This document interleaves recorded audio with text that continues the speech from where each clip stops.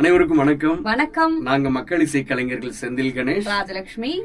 ஒரு சிறப்பான ஒரு விஷயத்த உங்களோட பகிர்ந்துக்கிறதுக்காக தான் இந்த வீடியோ. ஆமா, நம்ம தயாரிப்பாளர் ஜெகஜித் பாலதண்டபாணி அவருடைய தயாரிப்புல ஜித் பழனி பாலு அவர்களுடைய இயக்கத்துல ரொம்ப அற்புதமா ஒரு திரைப்படம் ஒண்ணு தயாராயிருக்கு. ஆமா, சோ அதோட டைட்டில இப்ப நாங்க ரிலீஸ் பண்ண போறோம்.